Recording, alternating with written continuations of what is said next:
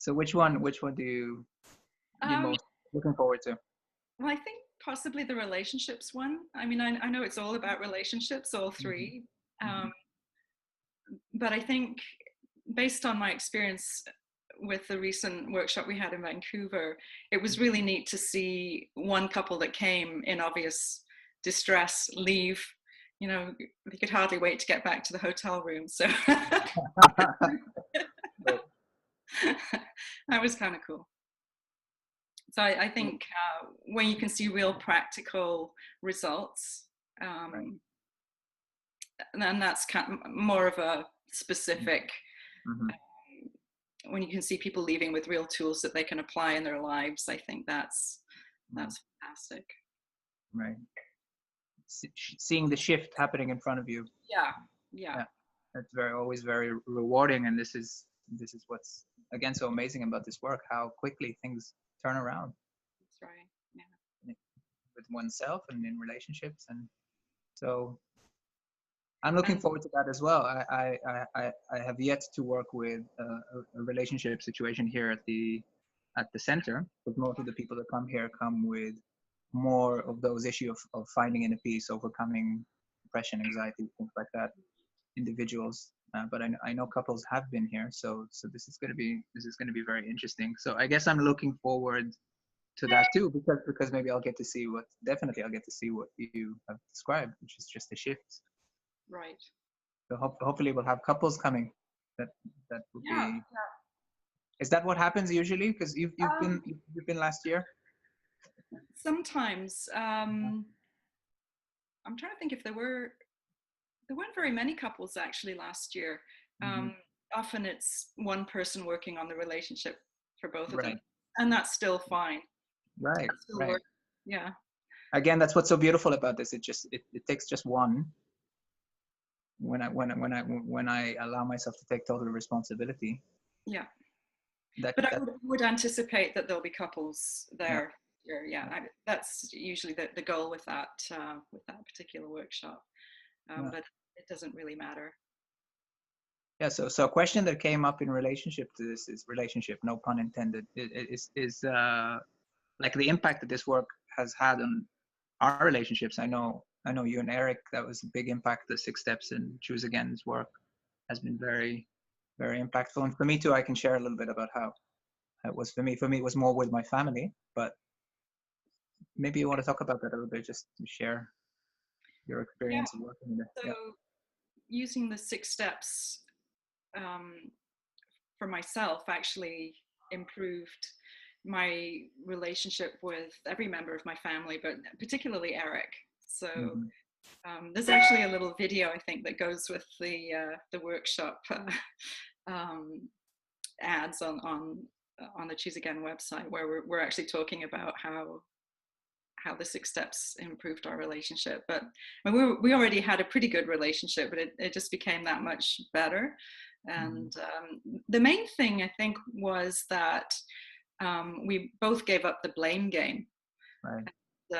And that's a huge, I guess, game changer in most relationships, is when you no longer find or blaming the other person for what seemingly goes wrong, Right. but you're taking ownership of every aspect of the relationship. And that actually, of course, that changes everything, whether in every relationship. Yeah. How about you?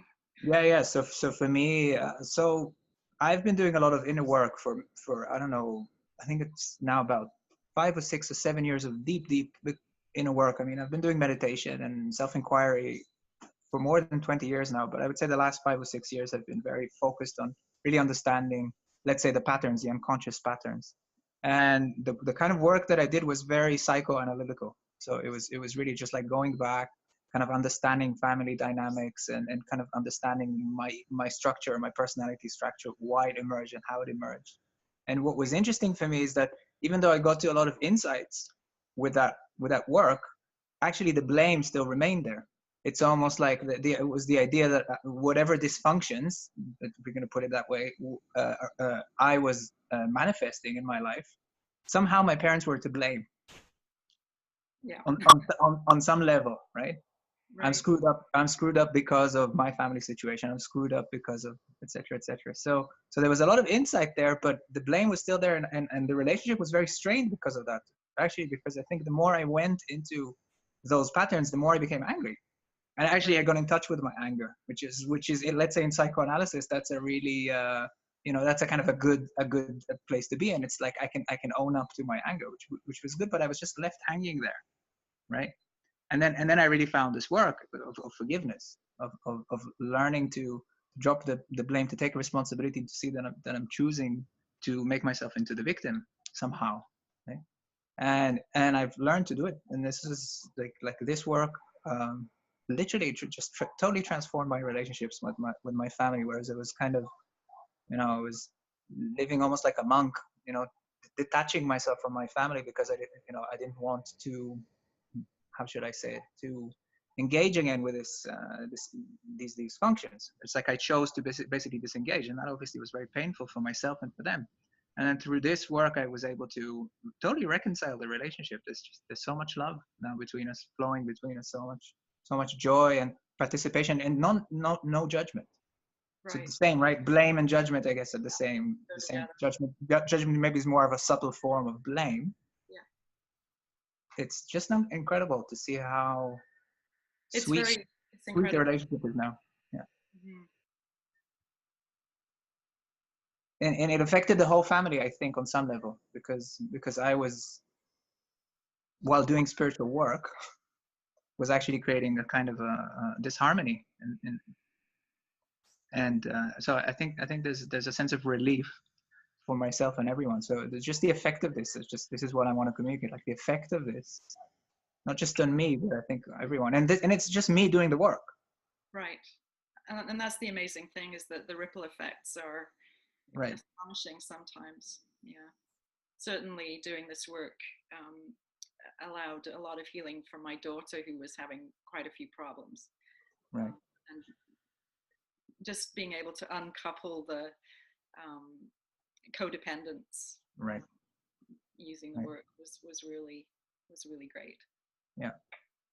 Helped her a lot. So that's what's interesting. So even though it's very shareable, so it's kind of easy to communicate on some level, it takes me to commit to letting go of the blame, letting go of the judgment, and learning to see love in the relationship, learning to use the relationship to basically to put a different function for the relationship. And I think that was the biggest transformation. Just that's what I learned here through Choose Again. It's just change the function of the purpose of the relationship changes Yeah. completely, from one in which now I know I was trying to use it to perpetuate this identity of me being somehow hard done by, powerless somehow, and the whole the frustration and the anger that comes from that, to no, this relationship is about me remembering what I am and remembering love. For your And daughter. that it radiates. It's beautiful. It's really, really beautiful.